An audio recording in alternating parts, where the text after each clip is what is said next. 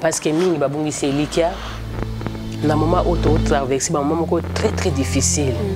Ouais, la pandémie, ma difficulté dans la société, rien ne va. Mais peut-être dans des moments à l'imbaki. Asa suna kondimate abi nazo bondela mais nazo liba les oyate. Nazo prier mais ba na bazoyate. Nazo prier musa les athées. Mais je vais dire à une personne, ne perde pas l'espoir. L'espoir c'est Jésus. Les promesses de Dieu. Jean 15, 7, Marc 11, 24. Soki ofandi katinanga, pe maloba nanga katina yo, nyonso kosenga ekopesa mela yo.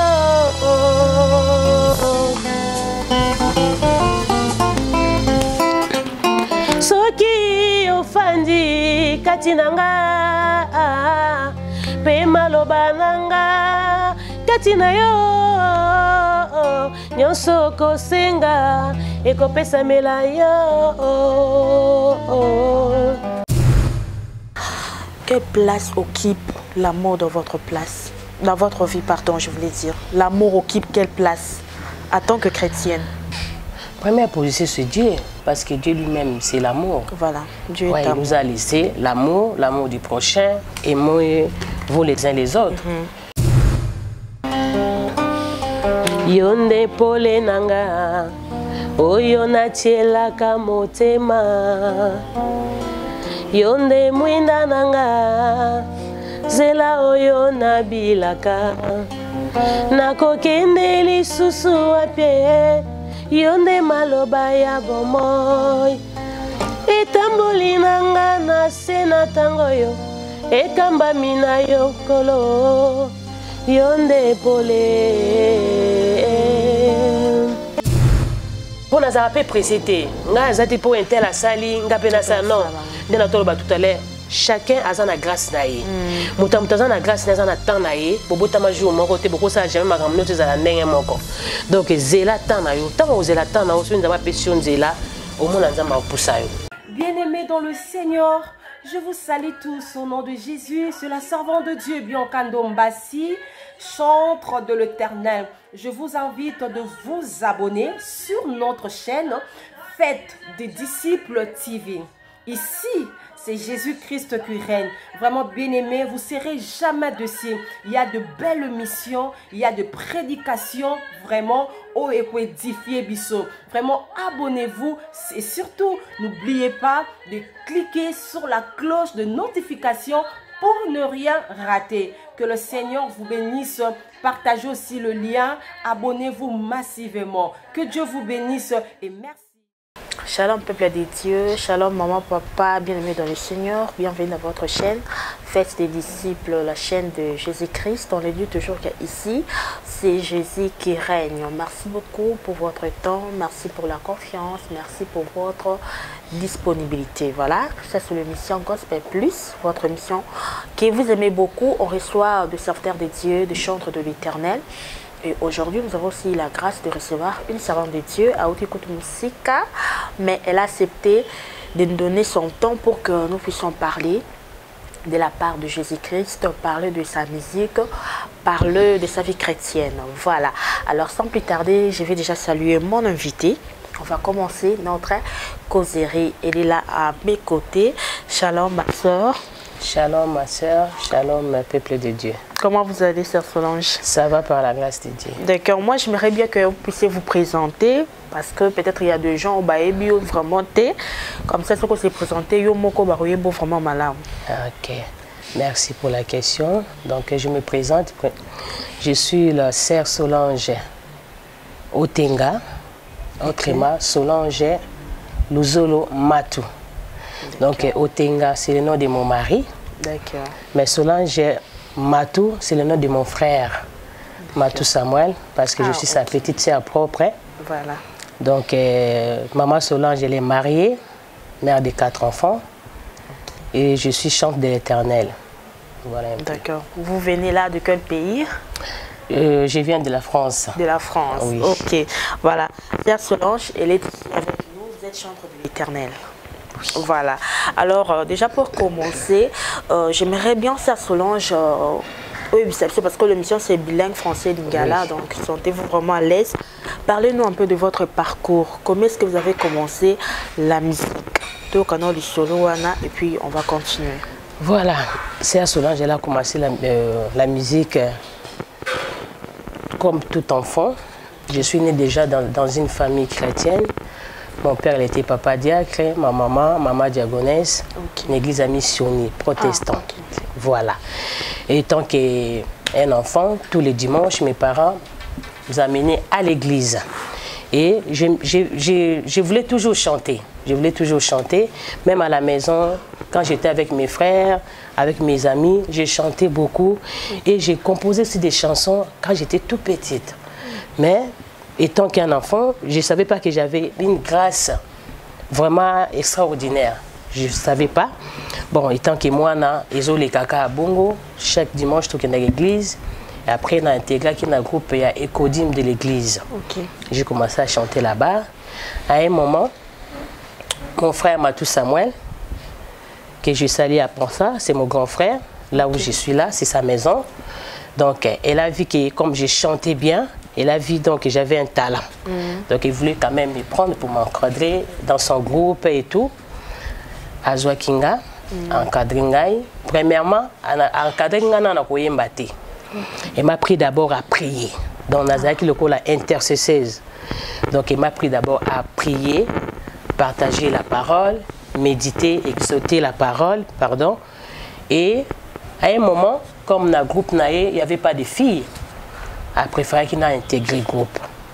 Mais déjà, avant qu'on intègre le groupe, nous avons déjà monté, nous avons déjà formation à ma casse, la prière, la méditation pour exauter, pour évangéliser même.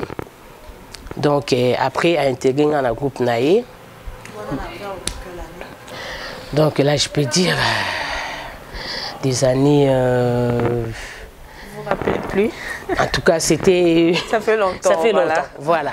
Ça fait longtemps. Donc, on a dit jeunesse nangai nyonso na l'élection na musique, na vie chrétienne, koyembe la nzambe, kosala ye, na église, étant que gagneur d'âme, intercesseuse. Voilà. Donc, ayem tout apprendre nga makambo ebele, Alexis Nganzela Nzambe.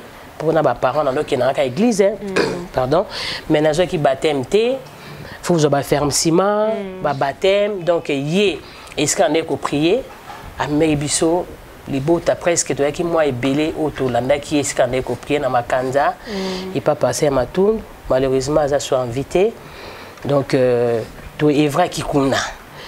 Dans le baptême Nangai, en 1990 ou 91, si je ne me trompe pas, dans le baptême Nanga, et on a continué Moussala Nzambe, on a dit qu'on a groupe Naye, on a sala na EP album na EP na sala baker, on a participé, on a concert, même tout bêta na Palais du Peuple, na Yemba, na hôtel sur même ligne, si je ne me trompe pas, donc partout na terrain Bondo, donc partout au évangélisa. Braza, tout le monde a mingi. Mingi vraiment, donc en cadrant vraiment, donc on a ça lelo, c'est grâce à cet homme. D'ailleurs, on a bakana kobo ça na tenzamba lola akantila parce que héritage à malamu za kolaksa mo na nzela nzambe. Il y a déjà héritage moko ya makasi. Bakoti kelo mbongo, bakoti kelo no someso yebi nzambe te. Eza passe mais oya pesa kinga eza cadeau motema ya makasi na baranzamba pambolae c'est grâce à lui où naza lelo et en plus nazo continuer toujours ko œuvrer na msa na nzambe nazo landaka aligné wana nzambe moko arumi mabiso tisi kalinga mabiso voilà un peu. Alors quand est-ce que vraiment au bandi carrière solo na bandi carrière solo nanga na 2005 en 2005, j'ai une carrière solo. En 2007, j'ai fait un album. J'ai fait un album. Il y a 8 titres. L'album a 8 titres. Quel privilège. Parce que comme on a toujours vivre, comme on a le lingi nazali, comme on a onzamba salaki, dans la bakaka, quel privilège. Yaozamoa na nzambe. Quel privilège yaoza o nazanango. Quel privilège yakobala. Quel privilège à Kobota. C'est une grâce. Ils ont vraiment grâce moko on a merci Seigneur. Ils ont privilège au ya pesingai. Donc le titre album nanga izalaki quel privilège. Voilà, en 2007. Maintenant auto c'est le deuxième album? Oui, là on a le deuxième album. Titre nango voilà, Tolobela. OK. Mais jusque là quelles sont les difficultés que vous rencontrez dans le parcours na yo? Bon, vraiment. Est-ce que c'est facile de faire la musique chrétienne? Oui, pour moi c'est facile hein, parce qu'avec Dieu tout est possible.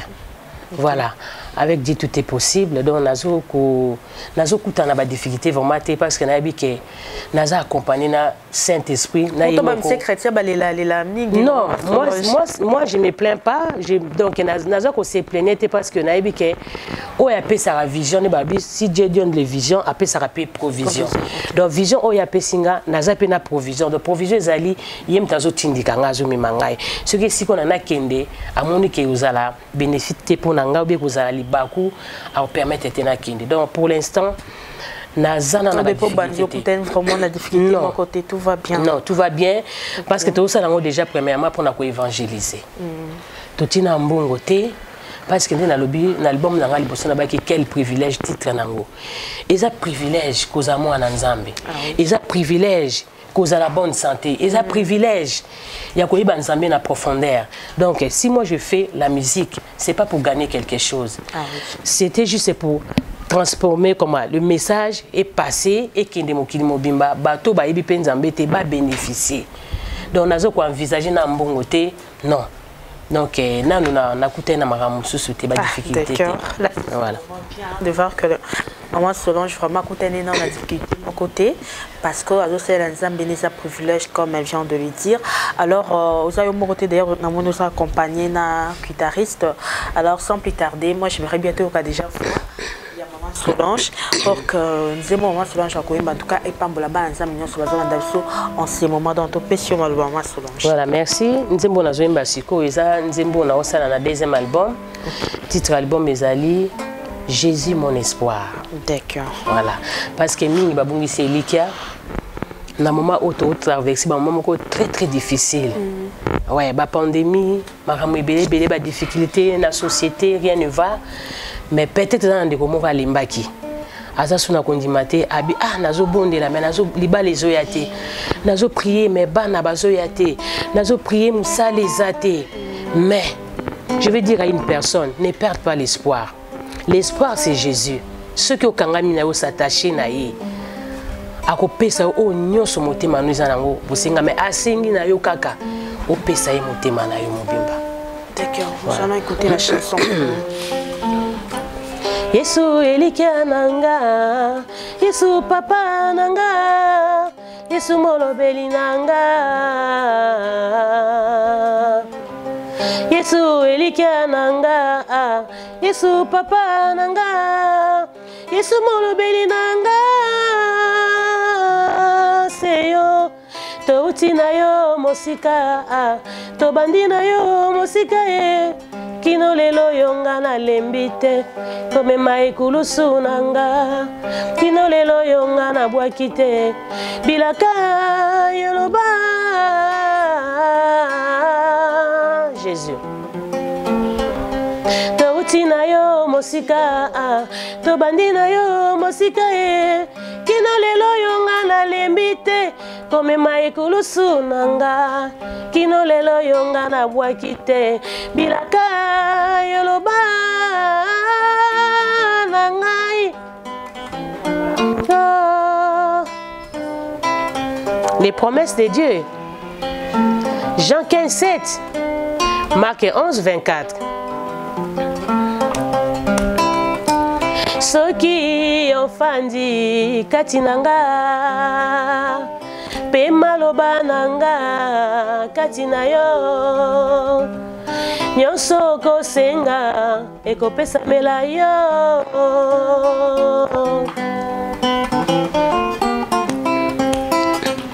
Soki ofandi katinanga,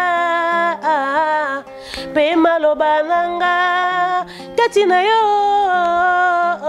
nyonso kosenga ekopesa mela yo.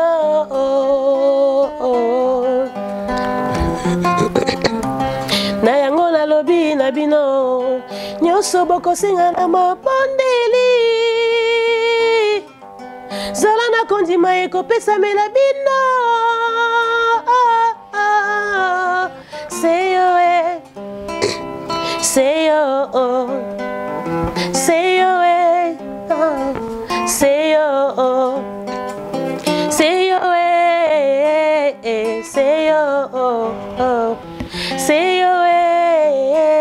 seyo Amen. Et voilà. Là, nous venons d'écouter cette chanson de notre maman, notre sœur Solange. Je suis sûre que ça fait plaisir vraiment à vous tous.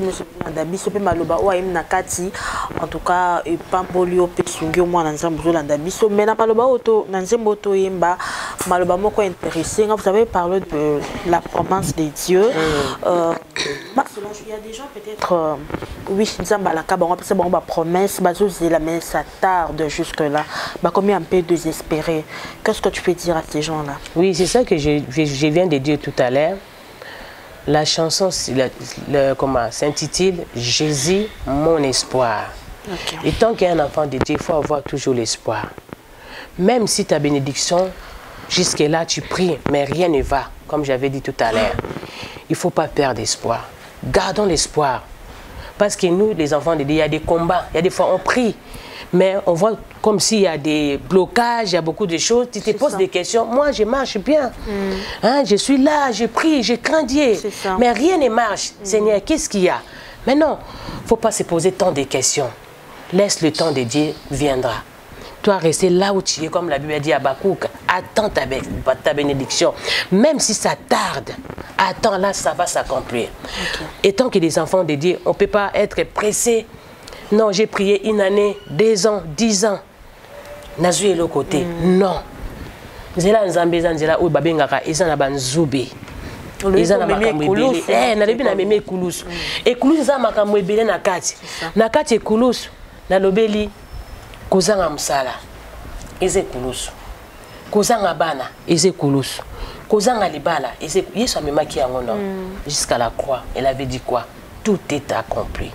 Mema yango kolemba te po yesa lemba kite malgré nyonso bazo beta et azaki fatigué mais mema ki yango pe na ngomba kuna na croix ndeska lobi kuna biso ezali donc étant que biso bana photo imiter oyo Christ asala to lemba te po yekutu a souffraka plus obsozo mon ezolo côté parce que ceux qui a comme na croix te peut-être un peu de vendre boité toujours vivre la grâce c'est ça voilà donc tous en a condima et kokokisa makaka yo tikalaka na makona nzambe ko kende ni à gauche ni à droite ata pas ça tikalaka wana eskozali pour ce que tali koto européen mon congolais pambono peut-être au raté voilà donc to garder espoir.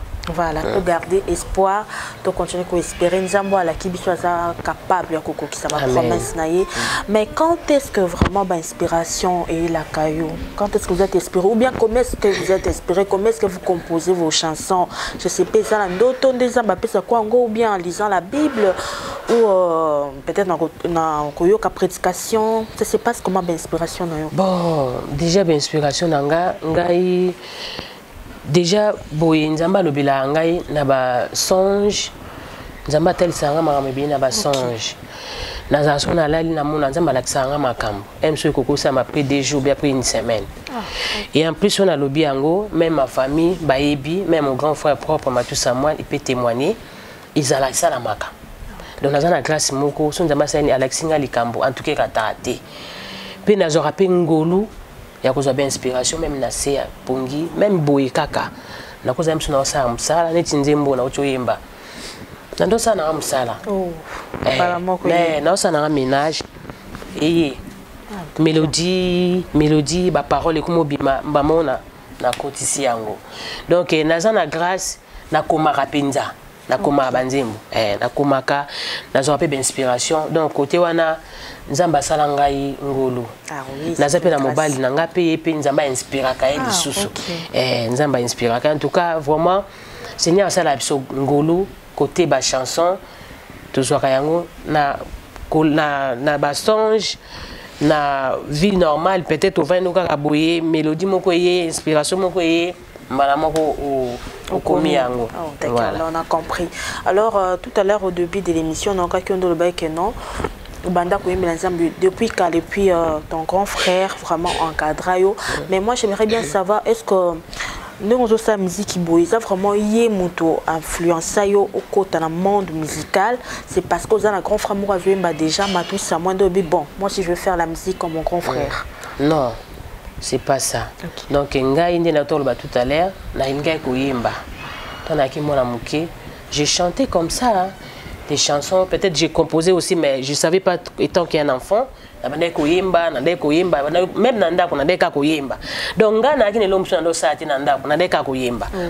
et après, étant que moi, on a son église, il fallait quand même côté un groupe Yabana, comme j'avais expliqué tout à l'heure. Et à partir de cela, mon grand frère a vu que j'avais aussi un talent, un don, et m'a encadré par rapport à ça. Donc, comme lui aussi, il chante pour Dieu, il m'a poussé encore à d'aller plus loin. Alors, ils ont déjà payé le voilà, c'est ça. Je voulais vous poser une question, Maman Solange, en tant que chrétienne. Je suis sûre que vous avez quand même la place de l'amour dans la Bible. Alors, vous, en tant que chrétienne, quelle place occupe l'amour dans votre place? Dans votre vie, pardon, je voulais dire. L'amour occupe quelle place en tant que chrétienne? Première position, c'est Dieu, parce que Dieu lui-même, c'est l'amour. Voilà, Dieu il nous a laissé l'amour, l'amour du prochain, et vous les uns les autres. Donc, il y a des yangwana, il y a des bolingo, linga ndekona yo, linga moninga na yo, pourquoi vous en avez haine? Parce que surtout vivre, papa moko, c'était juste l'amour. Donc voilà, il y a ils ont régné actuellement je sais pas la fin du monde. Bon, on peut pas dire la fin du monde, hein. On peut pas dire ça. Moi, ce que je peux dire, étant qu'un enfant de Dieu, il faut avoir l'amour. Donc, ce que l'ingé oumé là, au bika, au vivre longtemps, il faut avoir l'amour. Parce qu'il y a des clés. Pour moi, toi, dans la bolingo, na éviter à quoi quand c'est amuninga na ma bête. Pour nous continuer ma bête pour na nini. Na ko yinayo pour na nini. Pour nga pe na zekelam. Yesu te mazaki bolingo na ba ki on tout à l'heure. Aketi na croix. Et ça amour. Oui, oui. Donc, la preuve d'amour, c'est ça que Dieu il a fait. Parce que n'importe maman moko ta ko bota moi na eka moko unique, hein, après ça est mbeka sacrifice pour na tata moi subir pour na mutu moko pour na tribu moko bon. Non, je pense pas.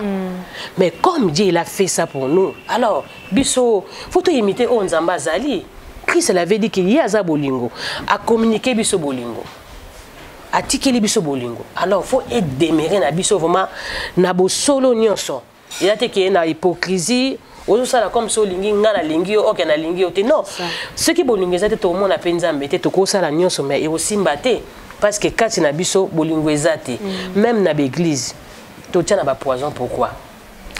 Parce que chacun de nous t'as un appel naé, a na grâce naé, a na ba don naé, babi mo sapimo iko sokola jamais longue. Tout ça musala vous avez mon côté, vous en avez besoin de quoi, vous en avez besoin pour me et ça la bien.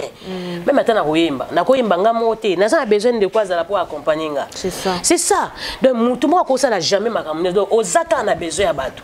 Alors faut au travailler na batu, il faut avoir l'amour. Même à l'église, passer à côté travailler jamais, c'est impossible. On a besoin de prédicateur, on a besoin d'évangéliste, on a besoin de modérateur, on a besoin de chanter. On a été à l'église, on a besoin de il faut accepter un message où il y a un angle. Donc c'est ça. Si on a un monde, on a un bolingo, on a un alors, on a un banane. C'est ça, donc, bolingo, faut évanda et démarrer Katina Bisso. Donc voilà un peu, on a quoi Koloba. En tout cas, oui, là c'est bien. Là, j'ai beaucoup aimé. Donc, maman, Solange, je ça pour m'appeler conseil pour la Bisso, Soba, Nzambi.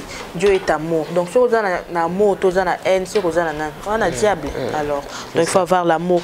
Alors, comme guitariste, vous avez vraiment tout le bassou mingité. Donc, encore une deuxième chanson, Maman Solange, pour la gloire de Dieu. Bon, Nazo Imandi Omoko, Isaïa Papa Matou. Ok, d'accord. Na linga banzimbo lepe mingi zati poza un grand frère nanga mais banzimbo na isa tellement na message mo profond. Oui. Ils ont ba prière, j'aime ça aussi. D'accord, ça va. Yonde pole nanga oyo natielaka motema yo nde mwinda nanga nzela oyo nabilaka nakokende lisusu wapi yo nde maloba ya bomoi etamboli nanga na se na ntango yo ekambami na yo nkolo yo nde pole Jésus yo nde pole nanga oyo natielaka motema yo nde mwinda nanga nzela oyo nabilaka nakokende lisusu wapi yo nde maloba ya bomoi etamboli nanga na se na ntango yo ekambami na yo nkolo yo nde pole Yesu pole kambaka bomoi nanga nyonso ezali mpo na yo nkolo bombaka nga na lola natambola kaka sembo na yo mwinda na yo ekitelanga loboko na yo ekambanga mwinda na yo ekitelanga loboko na yo ekambanga yo nde pole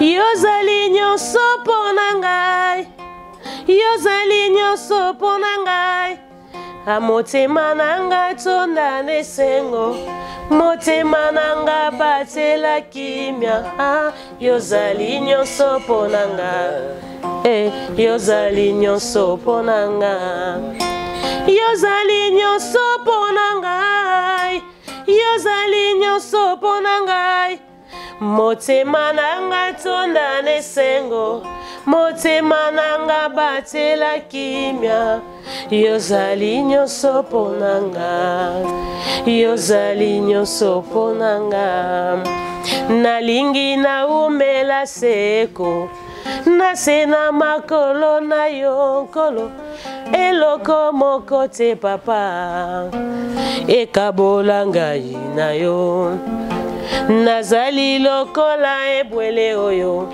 etondi na posa na mai nani akopesa ngai mai nga namela nazwa kimia motema mpe molimo na nga nkolo etondi na posa na yo napusani na kiti ya ngolu na yo mpo yo nde pole na nga yozali nyonso mpo na ngai yozali nyonso mpo na ngai Jésus motema na ngai tonda nesengo motema na ngai batela kimia yozali nyonso mpo na ngai yozali nyonso mpo na ngai.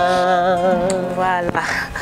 Là, c'est cette très belle chanson de notre papa Matou Samuel, interprétée par la sœur Solange. Et je suis sûre que ça vous a fait énormément du bien. Déjà, petit à petit, nous allons vers la fin de l'émission. Sœur Solange, que tout à l'heure, à Olobi Koza, maman Yabana 4. Alors, moi, j'aimerais bien savoir, être mère, épouse et aussi servante de Dieu, faire la musique, est-ce que c'est facile? Oui. C'est facile. Oui, pour moi, c'est facile parce que Nazo Najiraka. Oui. Okay. Nazo 8 ans pour notre album Oyo. Donc, depuis 2007, regarde, ça fait combien de temps, combien d'années? Donc, parce que nous quand même déjà foyer nanga banananga, bas encadrement à ma casse. Donc, moi, na poto vise un peu compliqué na ko parce que ma famille basa musika, ozayu mugona bana. Donc, si on rate l'éducation à bana, il vous a passé. Désolé, il vous a passé.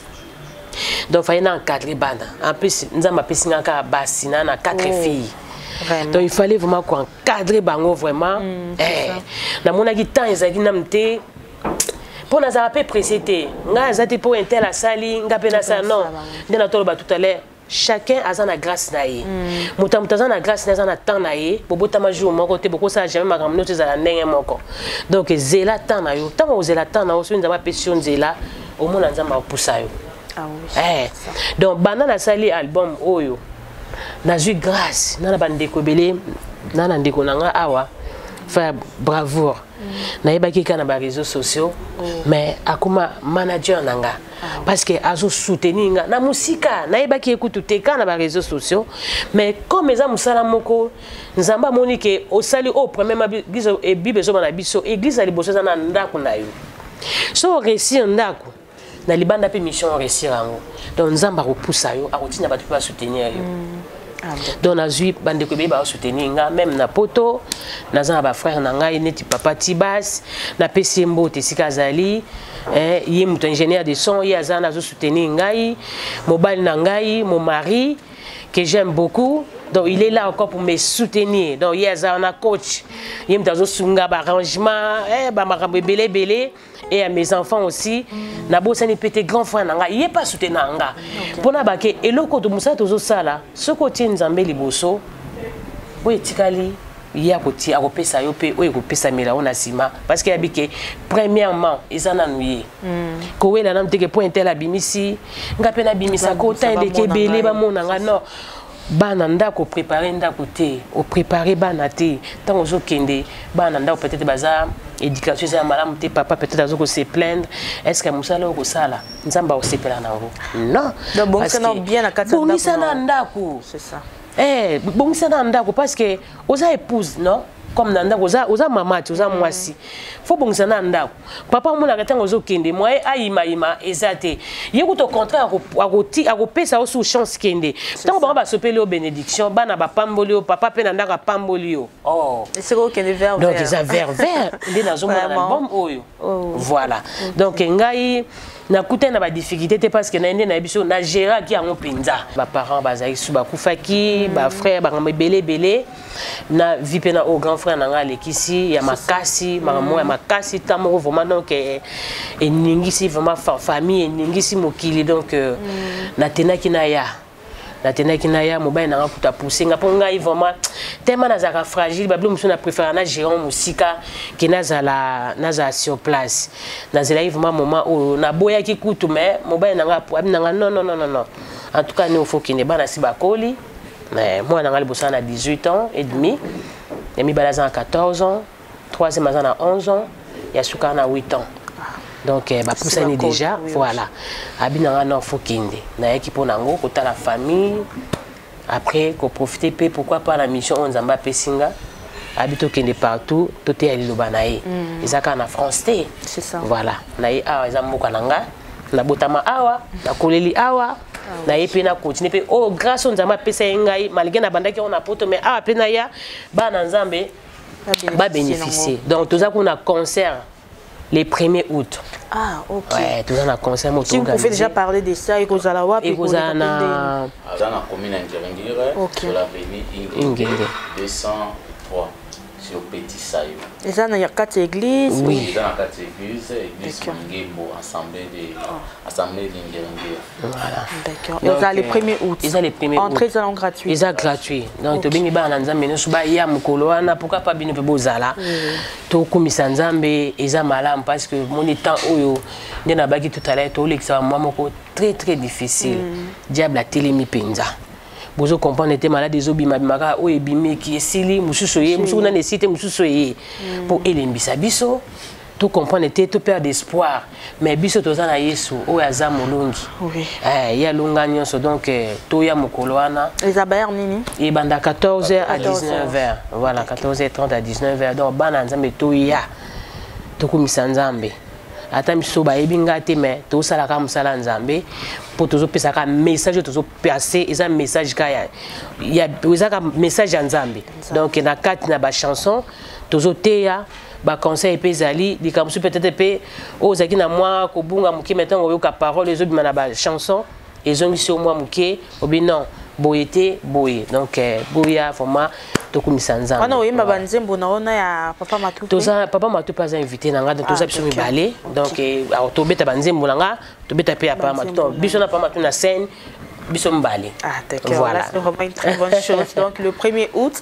Balanza Mignon se vous a invité à participer vraiment à un concert où il y a Maman Solange. Alors, déjà, deuxième album, c'est Bimi. Et puis, il y a un clip pesa déjà. Bon, on a sali déjà 2 clips.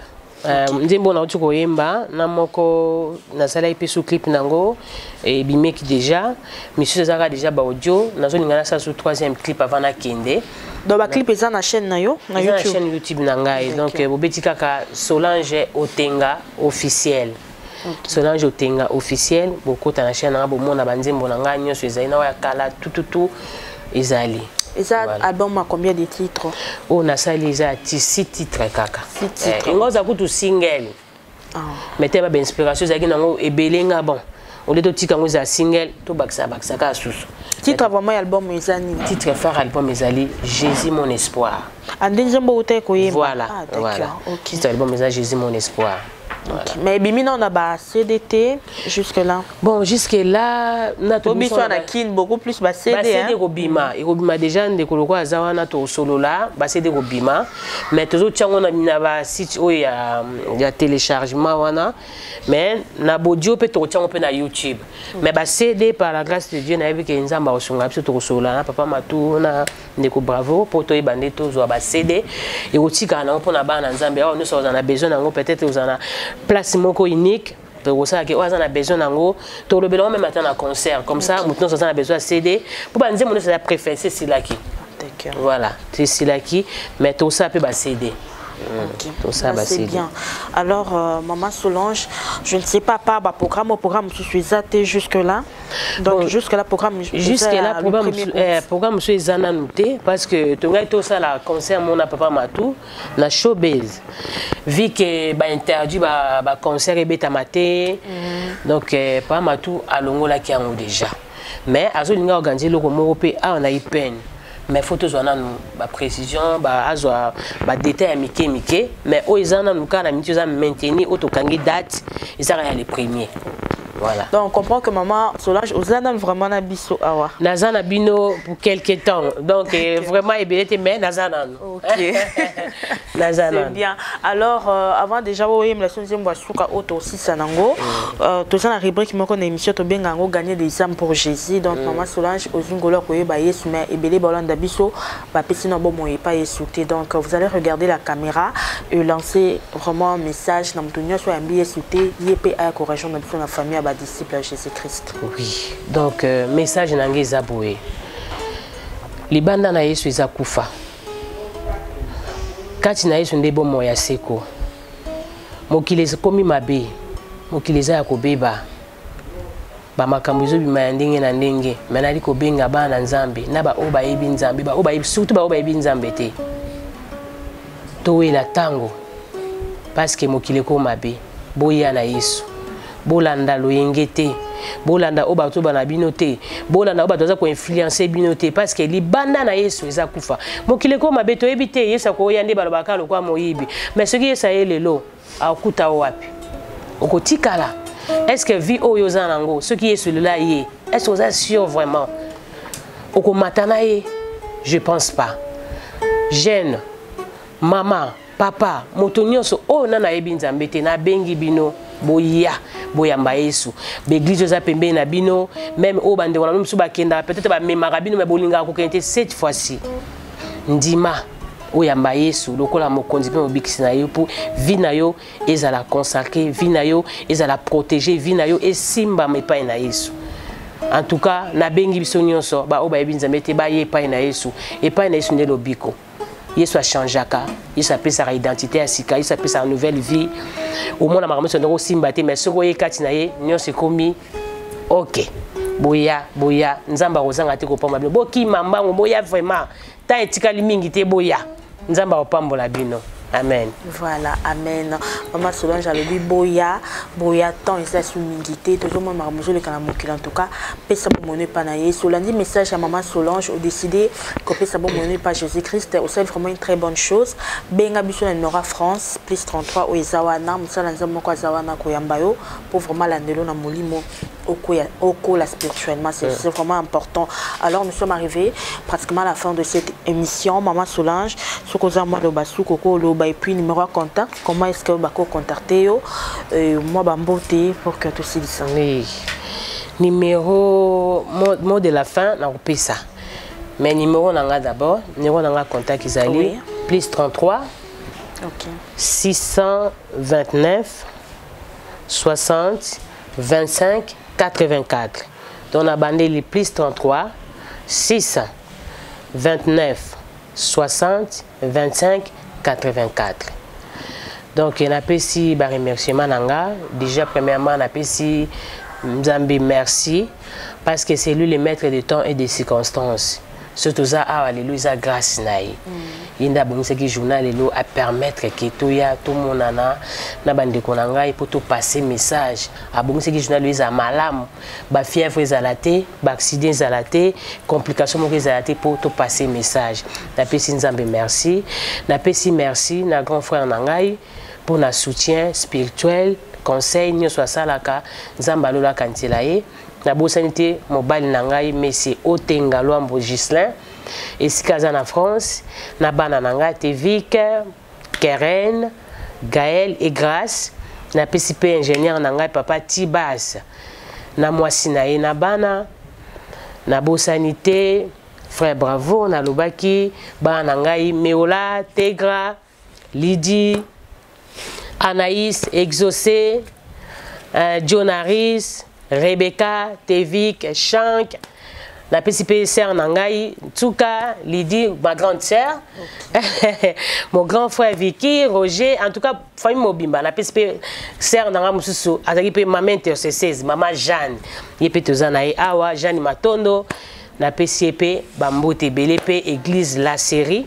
Et ce qu'on a prié à Paris, passer à ma gloire, la PC Bambote Belé, Nzamba Lola, à Pambo, la Bissonioso, à Pambo, la Pépine Bande Konanga, se déplacer, malgré le transport à passer à Congo, mais boyer pour tout travailler, tout passer message, na-ba, Nzamba Nyoso, Bala Mukao, Bande Kola, la Bala Mukao, Babounseke Elikia, Bazwa Makasi, en tout cas, Nzamba Nangai, à Kansela, quand c'est péché, Oyo, Pe frère Bob, et Sikazali, Nzamba Lola, à Kansela, et Pe à Pambolae. Voilà un peu. Ok, merci beaucoup Maman Solange. Nous sommes arrivés à la fin de cette émission. Moi aussi je dis merci. Nous sommes vraiment du début jusqu'à la fin. Merci pour Maman Solange pour notre temps. On dit copier sa biseau. Nous sommes arrivés à la fin. Je salue tout le monde qui nous ont suivis. Papa Bob James avec toute ta famille. Mon vieux Ouete Bia Ouete à Londres et le pasteur François Manzambi à Paris. Nzamba Pambola Bino sur la sœur Marie Kapinga. Maman passe à Paris et papa passe à Francis Bagaza. Merci aussi à l'équipe technique, Jean de Dieu Moanza et Corner. Ils étaient là derrière la caméra. Alors moi je vous retrouve prochainement avec un autre invité. Que Dieu vous bénisse. Toujours quand j'aime Basuka. Oyo, et aussi ça on a Maman Solange. La petite bye bye. Aussi c'est Maman Solange. Jésus mon espoir. Jésus mon espoir. Il est mon espoir. C'est lui l'homme de la croix. Jésus mon espoir. Jésus mon espoir. Il est mon espoir. C'est lui l'homme de la croix. Jésus mon espoir.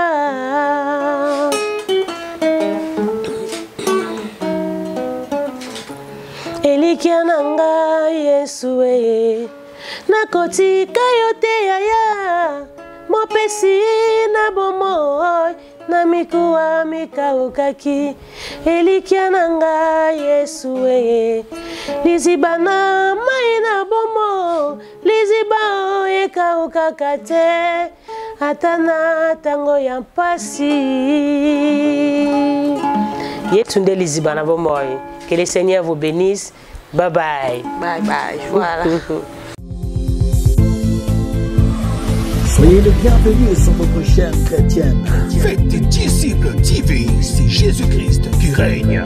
Une chaîne qui vous propose un large panel d'émissions gospel, telles que Jésus-Christ qui règne, Gospel École Adoration, Sur la montagne des disciples, 1 heure avec le Saint-Esprit. Et l'école des disciples. Faites des disciples TV. Abonnez-vous massivement sur notre chaîne, qui est aussi votre chaîne. Faites des disciples TV. Partagez nos programmes, témoignages, les enseignements, nos prières. Faites des disciples TV. N'hésitez pas à vous connecter. Une seule adresse, un seul lieu de rencontre. Faites des disciples